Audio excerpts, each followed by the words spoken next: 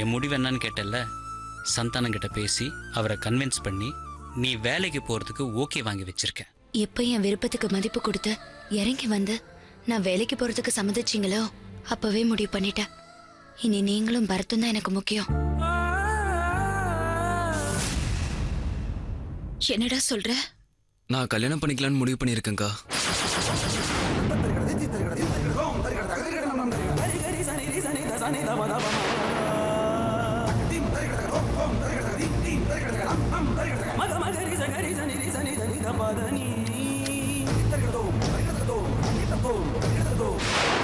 அடி செருப்பால நாயே, என்ன தைரியம் இருந்தா இத எங்க கிட்டயே வந்து சொல்லுவ? நீ எல்லாம் மனுஷனாடா? சின்ன பையன் சொல்லிக்கிட்டு இருந்தியே, பாரு நல்லா பாரு இவன் பண்ண காரியத்தை. படிச்சுட்டு 4 காசு சம்பாதிக்க துப்பு இல்ல, கல்யாணம் பண்ணிக்க போறானோ கல்யாணம். டேய், இத சொல்றதுக்கு உனக்கு வெக்கமா இல்ல? டேய், என்னடா பாக்குற இடியட்? முடிஞ்சு போன கல்யாணத்துக்கு நீ போறேன்னு உங்க அக்காவை ஏமாத்தி பணம் வாங்கிட்டு போனே. அப்பவே நினைச்சேன்டா இந்த மாதிரி ஏடா கூடமா நடக்கும்னு. ஏண்டா, பெத்த அப்பா அம்மா உயிரோட இருக்கும் உன்னை வளர்த்து ஒரு நல்ல நிலைமைக்கு கொண்டு வர்றதுக்காக இத்தனை வயசாயும் ஒரு கல்யாண காட்சி பண்ணாம வேலைக்கு போய் சம்பாதிச்சு வீட்டை காப்பாத்திட்டு இருக்கானே, அவனுக்கு எப்படா துரோகம் பண்ண உனக்கு மனசு வந்துச்சு? சுஜாதா, நான் ஆரம்பத்தில் சொல்லல இவனை நம்பாதன்னு. அப்பா இது மாதிரி முகத்தை வச்சுட்டு அக்கா அக்கான்னு ஏமாத்திக்கிட்டு இருக்கான். எத்தனை தடவை சொல்லியிருப்பேன். அப்பெல்லாம் நீ என்ன கண்டிச்ச? இப்ப பார், உன்னை நம்ப வச்சு கழுத்து அறுத்துட்டான். கடனை வாங்கி கணக்கு பார்க்காம செலவு பண்ணி படிக்க வச்சியே, தப்பு பண்ணிட்டமா. இவனெல்லாம் 6ஆம் கிளாஸோட படிப்பை நிப்பாட்டி மெக்கானிக் ஷெட்டுக்கு வேலைக்கு அனுப்பிச்சிருக்கணும். அப்பா அப்படி பண்ணியிருந்தா இப்ப இப்படி பண்ணிட்டு வந்து நிக்க மாட்டான். எனக்கு ஆரம்பத்திலேயே இவன் சுயரூபம் தெரியும். ஆனா இவ்வளவு சீக்கிரம் அதை காட்டுவான்னு நினைக்கல. ஏண்டா, உன் அக்காவாலேயே படிச்சு முடிச்சு நல்ல நிலைமைக்கு வந்த பிறகுதான் கல்யாணம் பண்ணிக்குவேன்னு சொன்னியே. இதே மாதிரி ஸ்கூலுக்கும் காலேஜுக்கும் போகும்போதே சொல்ல வேண்டியதானடா? நானே படிச்சுக்கிறேன், நானே சாப்பிட்டுக்கிறேன்னு. அப்பெல்லாம் நாங்க தேவைப்பட்டோம். உன் அக்கா நீ தண்ணியா செலவு பண்றதுக்கு தேவைப்பட்டா. இப்ப படிச்சு முடிச்சதுக்கு அப்புறம் எங்களை எதிர்பார்க்காமையே உனக்கு ஒரு வாழ்க்கையை நீயே அமைச்சுக்க ரெடி ஆயிட்ட. டேய், என் வயிறு எரிஞ்சு சொல்றேன்டா, எங்களை விடு. இவ உன்னை கண்ணுக்குள்ள வச்சு பாத்துக்கிட்டாடா. உன் அக்காவுக்கு துரோகம் பண்ணிருக்கியே, நீ எல்லாம் உருப்படவே மாட்டடா, நாசமா போயிடுவ. Stop it.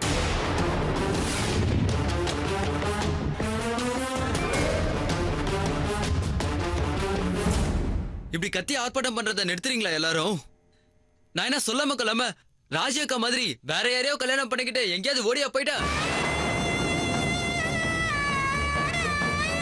பெருசா வாய்க்கு வந்தபடி எல்லாரும் பேசுறீங்க. அக்காக்கு அப்படின்னா பெரிய துரோகத்தை பண்ணிட்டா? என்னமோ அக்காக்கு முன்னாடி யாருமே இந்த வீட்டுல கல்யாணம் பண்ணாத மாதிரி பேசுறீங்க. ஏன் விஜய் கல்யாணம் பண்ணிக்கிட்டு வரல? விஜய் நான் அக்காக்கு நம்பிக்கை துரோகம் பண்ணாலா, இல்ல முதுகுல குத்திட்டு போனாலா? ஏதோ ஒரு காரணம் இருந்ததுனால தானே அவளை எல்லாருமே கத்தி ஆர்ப்பாட்டம் பண்ணாம அக்செப்ட் பண்ணிக்கிட்டீங்க. அது மாதிரிதான் எனக்கும் அவசரமா கல்யாணம் பிக்ஸ் ஆனதுக்கும் ஒரு முக்கியமான காரணம் இருக்கு. அதை தயவு செஞ்சு புரிஞ்சுக்கோங்க. அது என்னன்னு சொல்ல விடுங்க. என்ன அக்கா, நான் எடுத்த முடிவு தப்பா ரைட்டான்னு எனக்கு தெரியல. ஆனா அந்த சூழ்நிலையில என்னால ஒண்ணுமே பண்ண முடியல. என்ன ஒரு நல்ல நிலைமைக்கு கொண்டு வரதுக்காக உன் லைஃபே சாக்ரிஃபைஸ் பண்ணி இருக்கேங்கிறத நான் மறக்கலக்கா. ஆனா என்னோட சிச்சுவேஷன் இந்த மாதிரி ஒரு முடிவெடுக்க வச்சிடுச்சுக்கா. அக்கா, நித்யாவும் நானும் காலேஜ்ல ஒன்னா படிச்சோம். நானு, நித்யா, ராம் எல்லாருமே ஒரே கேங். நித்யாவோட அப்பா கோயம்புத்தூர்ல ஒரு பெரிய பிசினஸ் மேன்.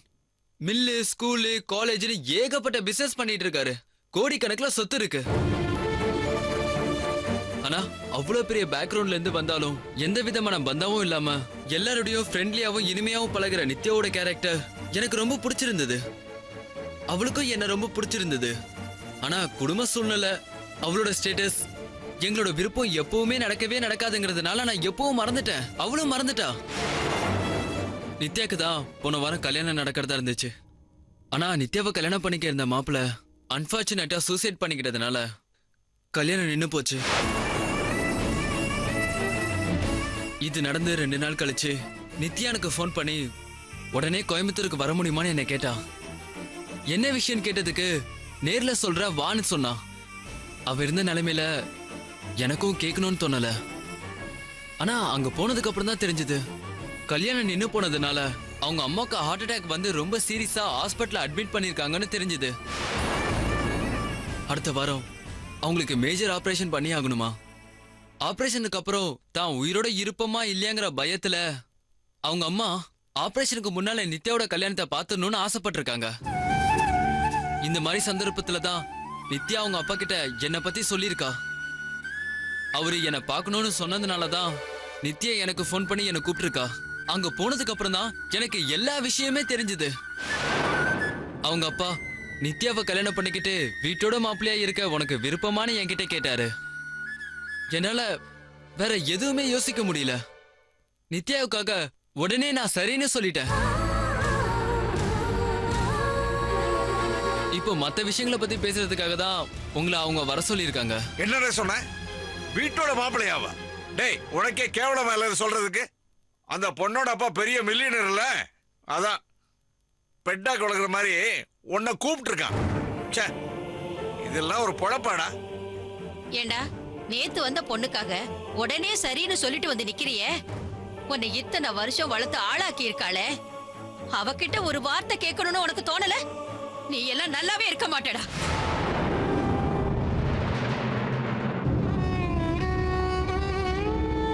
அக்கா, ஏங்கா பேசவே மாட்டேங்கிற? ஏதாவது பேசுக்கா.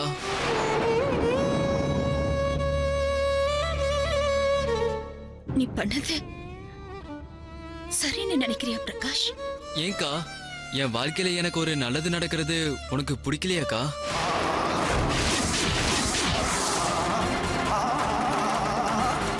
என் வாழ்க்கையில எனக்கு ஒரு நல்லது நடக்கிறது உனக்கு பிடிக்கலையாக்கா?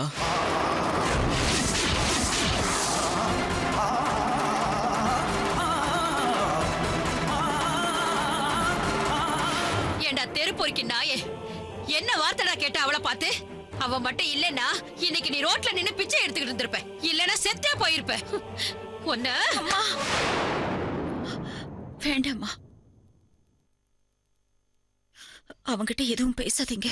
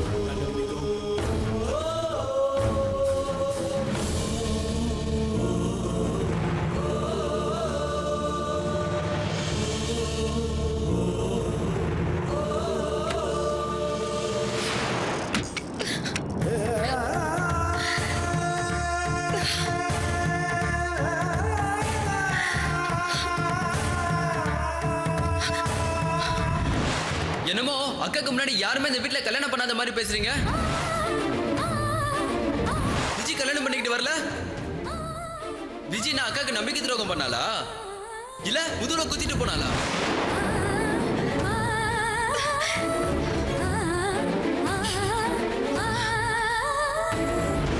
ஏமா, அவன் என்ன சின்ன குழந்தையா? அவனுக்கு எல்லாம் தெரியும். நீதான் அவனை இன்னும் சின்ன பையன்னு நினைச்சுக்கிட்டு இருக்க. ஆமா, எனக்கு பிரகாஷ் என்னைக்குமே சின்ன பையன்தான்.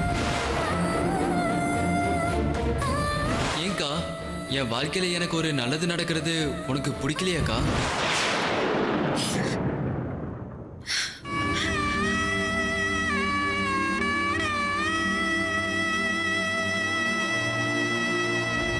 மனுஷங்களோட மனசு இருக்கே, கள்ள குடிச்ச குரங்கு மாதிரி சம்டைம்ஸ் என்ன பண்ணுதுன்னு ப்ரெடிக்டே பண்ண முடியாது. இத்தனை வருஷம் தன்னோட விருப்பு வெறுப்புகளை எல்லாம் பூட்டி வச்சுட்டு குடும்பத்துக்காக இவ உழைக்கிறாளே, அவ விருப்பத்தை நாம நிறைவேற்றுவோன்னு அவனுக்கு தோணியிருக்கா?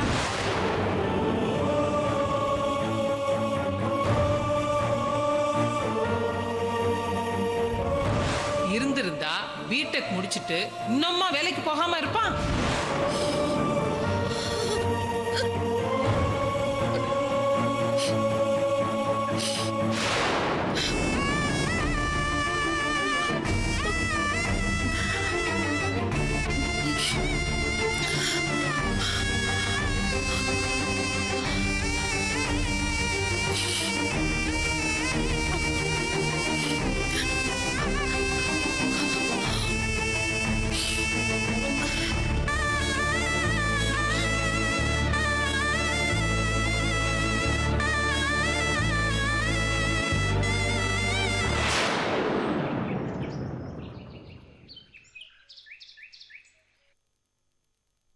Hi Nandu, how was the trip?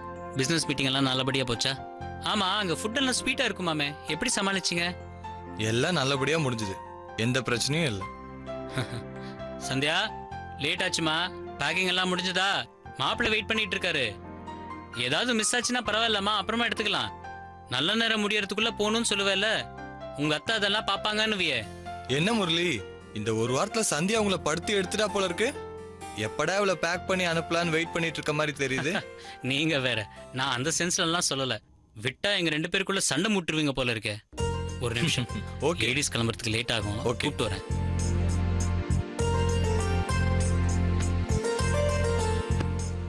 எல்லாம் எடுத்து வச்சிட்டியாமா? தேங்க்ஸ்டா. இந்த ஒரு வாரம் என்கிட்ட இருந்து என்னை பார்த்துக்கிட்டதுக்கு, டிப்ரெஷன்லேருந்து என்னை வெளியே கொண்டு வந்ததுக்கு. பிரதர் சிஸ்டர்ஸ்குள்ளே இந்த ஃபார்மாலிட்டிஸ்லாம் தேவையில்லை, இருந்தாலும் சொல்லணும்னு தோணுச்சு. தேங்க்ஸ். நான் தானே உனக்கு தேங்க்ஸ் சொல்லணும். கல்யாணத்துக்கு அப்புறம் நானும் ரொம்ப மிஸ் பண்ணேன். எப்படா அண்ணன் கூட பழைய மாதிரி இருக்க போறேன்னு நினைச்சேன். கெட்டதுலயும் ஒரு நல்லது நடந்துச்சு. என்னமோ தெரியல, எமோஷனல் ஆகக்கூடாதுன்னு நினைக்கிறேன். ஆனா அதையும் மீறி நீ கிளம்பி போறத நினைச்சா கொஞ்சம் கஷ்டமா இருக்கு. ஆனா அங்க போனதுக்கு அப்புறமா இந்த அண்ணனை மறந்துடாத. அப்பப்போ ஞாபகம் வச்சுக்கோ. பிரச்சனை இருக்கும்போது மட்டும்தான் இங்க வரணுங்கிறதெல்லாம் இல்ல, சந்தோஷமா இருந்தாலும் வரலாம். கண்டிப்பா அண்ணன், அவர்கிட்டயும் சொல்ல போறேன். இனிமே அட்லீஸ்ட் வீக்லி ஒன்ஸ் நான் உன்னை பார்க்க வர போறேன். உனக்கு பிடிச்சதெல்லாம் பண்ணி தர போறேன்.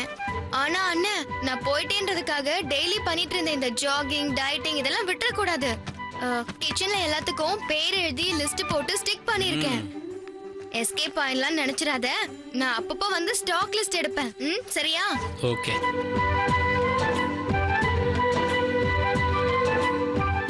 என்ன முரளி, சந்தியாவை கூட்டிட்டு வரேன்னு சொல்லிட்டு நீங்க இங்க செட்டில் ஆயிட்டீங்க போல இருக்கு. வேணா இன்னும் 2 நாள் சந்தியாவை இங்க தங்க சொல்லட்டுமா? இல்ல இல்ல, உங்க 2 பேரையும் பிரிச்ச பாவம் எனக்கு வேண்டாம். சந்தியா கிளம்புமா, அப்புறம் நந்து கோச்சுக்க போறாரு. குடுங்க குடுங்க, நான் எடுத்துக்கிறேன்.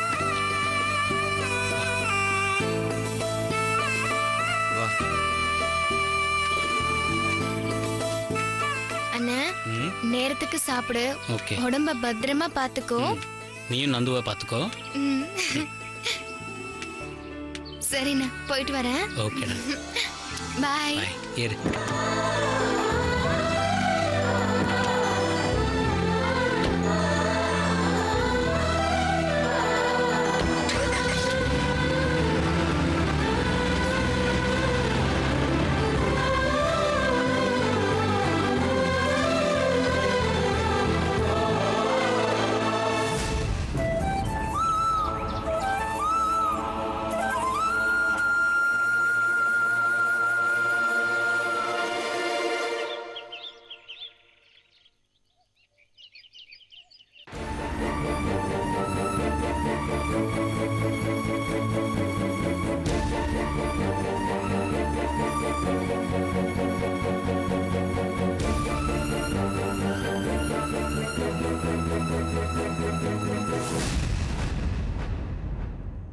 அக்கா. அம்மா,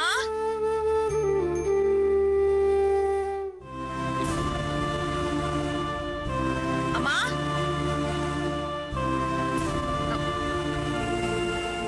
அம்மா, அப்பா எங்க? வேலைக்கு போயிட்டுறா. இருக்காருமா. இதோ அப்பா, நீங்க இன்னைக்கு வேலைக்கு போக வேண்டாம். உங்க எம்டி கிட்ட நான் பேசிக்கிறேன். நீங்க பிரகாஷை கூப்பிட்டுக்கிட்டு சேகரோட கோயம்புத்தூர் போயிட்டு வந்துருங்க. சேகருக்கு ஃபோன் பண்ணி எல்லா விஷயத்தையும் சொல்லிடுங்க. இதுல 5000 rupees இருக்கு. நைட்டுக்கு ட்ரெயின் டிக்கெட் புக் பண்ணிட்டு வந்துருங்க. மற்ற விஷயம்லாம் ஈவினிங் வந்து பேசிக்கலாம். எனக்கு இப்போ லேட் ஆயிடுச்சு. நான் பேங்க்கு கிளம்புறேன். வரமா? ஏதாவது சாப்பிட்டுட்டு போமா. எனக்கு எதுவும் வேண்டாமா, நான் கிளம்புறேன்.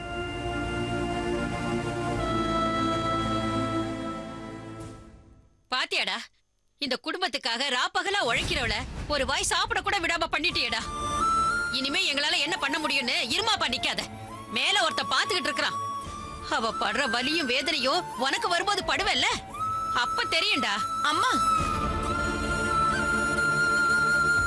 இனிமே இத பத்தி பேச வேண்டாம்னு சொன்னேன்ல, எதுக்கு பேசுற? இனி இத பத்தி பேசி எந்த பிரயோஜனமும் இல்ல. என்ன நடக்கணுமோ அத பத்தி மட்டும் பேசலாம். நீங்க சொன்ன மாதிரி நான் பிரகாஷ வந்து சின்ன பையனை நினைச்சிட்டேன். அது எவ்வளவு பெரிய முட்டாள்தனம். நான் பெரியவன் ஆயிட்டேன். எனக்கு நிறைய மெச்சூரிட்டி வந்துருச்சு. இனிமே யாரும் என் கைய பிடிச்சிட்டு கூட்டிட்டு போனோங்கிற அவசியம் இல்லைன்னு அவன் நிரூபிச்சிட்டாமா.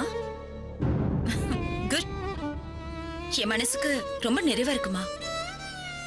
நான் கிளம்புறேம்மா. அக்கா,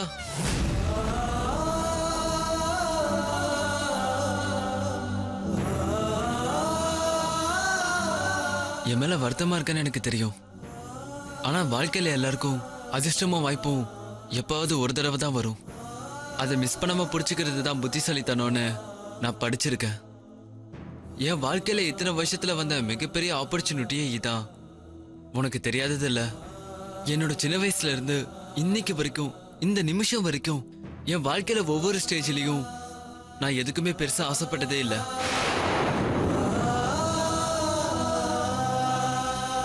எல்லாரும் சின்ன வயசுல ஸ்போர்ட்ஸ் சைக்கிள் வாங்கி ஓட்டும் போது எனக்கும் ஆசை இருந்தது அதே மாதிரி வாங்கி ஓட்டணும்னு. நல்ல நல்ல ஷர்ட்ஸ், ஸ்போர்ட்ஸ் ஷூ வாங்கி மற்ற பசங்களாம் போடும் போது நானும் ஆசைப்பட்டிருக்கேன். காலேஜ்ல நம்மள மாதிரி மிடில் கிளாஸ் பசங்களாம் பைக் ஓட்டும் போது அந்த மாதிரி பைக் வாங்கி ஓட்டணும்னு நான் நினைச்சிருக்கேன். ஆனா நான் இது வரைக்கும் உன்கிட்ட ஒரு தடவை கூட அப்படி கேட்டதில்ல. ஏன்னா நீ ஏன் என்னை கஷ்டப்பட்டு வேலைக்கு போய் படிக்க வைக்கிறேன்னு என்ன நானே காம்ப்ரமைஸ் பண்ணிக்கிட்டேன்க்கா. இன்னைக்கு என்னை தேடி நான் ஆசைப்பட்ட ஒரு விஷயம் தானா வரும்போது வேண்டான்னு ஒதுக்கி நான் முட்டாளாக விரும்பல. இது உனக்கு இப்ப புரியலனாலும் பின்னாடி நான் பண்ணது தப்பு இல்ல, நியாயம்னு ஒரு நாள் புரியும் நான் நம்புறேன். இப்போ நித்யா அப்பாவை மீட் பண்ண கோயம்புத்தூருக்கு நீயும் வரணும்னு நான் நினைக்கிறேன். என் கூட வருவியாக்கா? நானும் இது வரைக்கும் உன்கிட்ட எதுவுமே சொன்னதில்லையே பிரகாஷ். அது எப்படி?